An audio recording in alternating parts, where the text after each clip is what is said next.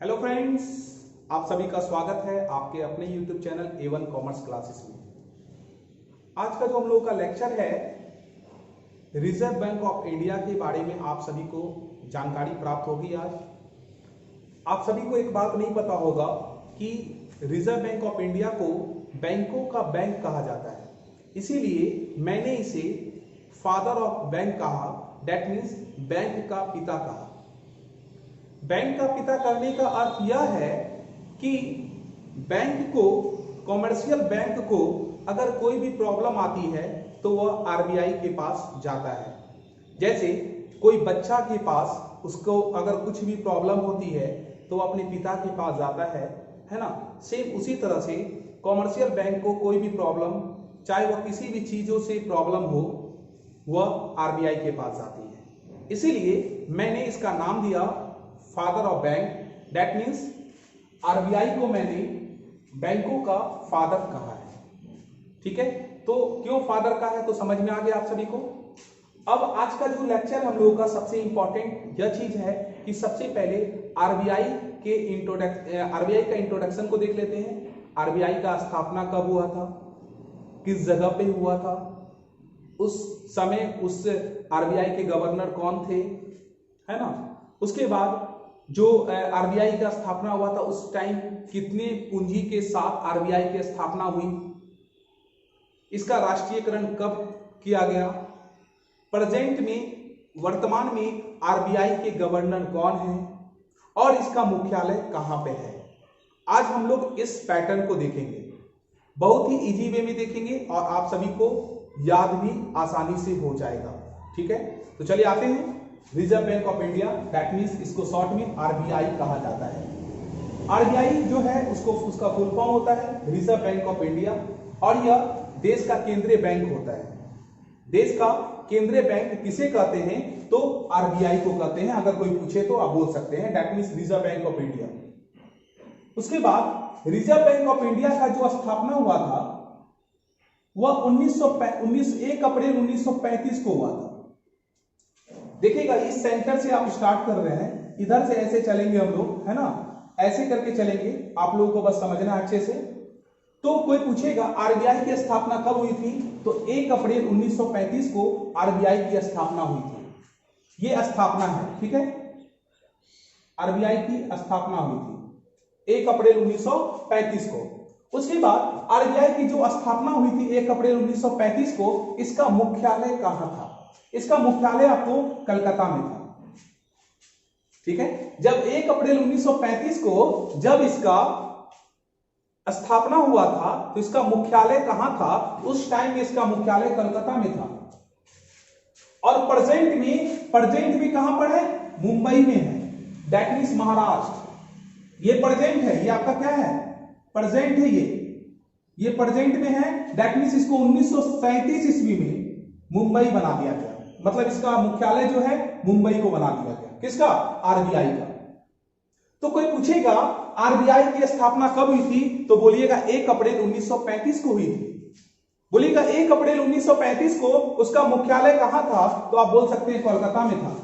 यानी तो ये भी क्वेश्चन आपको पूछ सकता है कि आपका जो ये आरबीआई का प्रेजेंट में मुख्यालय कहां है तो बोलिएगा मुंबई में है। या ये भी पूछ सकता है कि मुंबई में आरबीआई का मुख्यालय मुंबई में कब हुआ तो 1937 ईस्वी में हुआ। ये तीनों पॉइंट को आप याद रखिएगा। इस तरह से आप याद रख सकते हैं। ठीक है, उसके बाद यहां पर देखिएगा 1 अप्रैल 1935 को आरबीआई की स्थापना कोलकाता में की गई। इसका मुख्यालय कोलकाता रखा गया। कितने पूंजी के साथ इसकी स्थापना हुई, कितना पूंजी, क्योंकि संस्था का पूंजी, कितना पूंजी के साथ इसकी स्थापना हुई तो 5 करोड़ पूंजी के साथ, कैपिटल के साथ इसकी स्थापना हुई। आरबीआई की स्थापना 5 करोड़ पूंजी के साथ इसकी स्थापना हुई थी।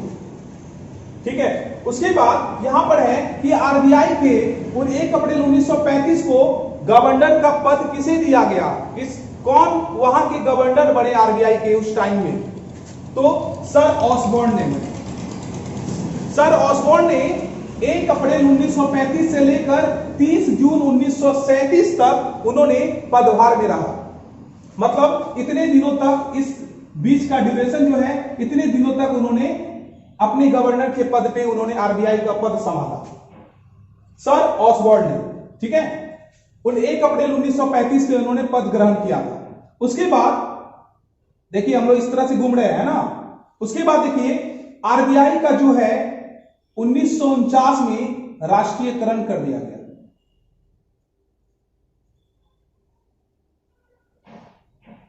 उन्नीस में आरबीआई का क्या कर दिया गया? राष्ट्रीयकरण कर दिया गया। तो कोई पूछेगा कि आरबीआई की स्थापना कब हुई थी, तो आप बता सकते हैं 1 अप्रैल 1935 को हुई थी। उस समय उसका मुख्यालय कहां था? तो कोलकाता था। ठीक है, उसके बाद आरबीआई का जो पूंजी जो स्टार्ट हुआ था वो कितने पूंजी के साथ हुआ था? तो 5 करोड़ पूंजी के साथ हुआ था, कैपिटल के साथ हुआ था। उस टाइम उनके गवर्नर कौन थे? सर ऑसबॉर्न थे। ठीक है, और उसके बाद उसका राष्ट्रीयकरण कब हुआ? तो 1949 ईस्वी में हुआ। उसके बाद ये भी पूछ सकते हैं आपको, प्रेजेंट में आरबीआई का मुख्यालय कहां है? तो मुंबई में है, महाराष्ट्र में। वर्तमान में उसका मुख्यालय मुंबई में है।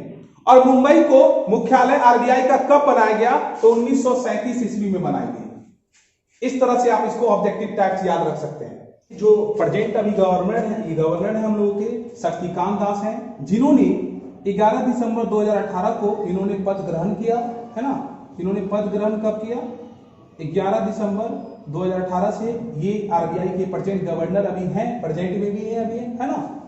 तो इस तरह से हम लोगों ने देखा कि आरबीआई की स्थापना कब हुई थी और उसका उस टाइम मुख्यालय कहां था, और फिर प्रेजेंट में उसका मुख्यालय कहां है, उसके कितने पूंजी के साथ हम लोगों ने स्टार्ट किया, और उसके उस टाइम के गवर्नर कौन थे, और उसका राष्ट्रीयकरण कब किया गया, और प्रेजेंट में उसका मुख्यालय कहां है और किस ईस्वी में हुआ था ये, और अभी आरबीआई के गवर्नर कौन है। ये सभी बातों को हम लोगों ने समझा। ठीक है, और आप सभी कोई अगर चाहते हैं कि आरबीआई से रिलेटेड जितना भी बातें हैं आपको समझ में आए, या एक अर्थव्यवस्था से रिलेटेड, एक इकोनॉमिक्स से रिलेटेड अगर आपको बातें को समझना है, तो आप मेरे चैनल से जुड़े हुए रहें। अगर आप मेरे चैनल को सब्सक्राइब नहीं किए हैं तो चैनल को सब्सक्राइब कर ले और बेल आइकन को जरूर दबा लें। ठीक है, क्योंकि आज का जो लेक्चर हम लोग का आरबीआई का इंट्रोडक्शन था, अभी इससे रिलेटेड जितना भी सारा वीडियो है, सारा वीडियो आपको मिलते रहेगा, है ना। तो आगे का जो हम लोगों का वीडियो आएगा, लेक्चर आएगा, तो आरबीआई से मतलब रिजर्व बैंक ऑफ इंडिया से भारत पर क्या असर पड़ता है, इसके इंटरेस्ट रेट के घटने और बढ़ने से उसकी अर्थव्यवस्था पर क्या प्रभाव पड़ता है, उससे रिलेटेड हम लोग बातें को समझेंगे, और गवर्नर से रिलेटेड टॉपिक को हम लोग उसको कवर करेंगे। ठीक है, तो इसी तरह से मेरे चैनल से आप लोग जुड़े रहें। Thank you so much. जय हिंद, जय भारत।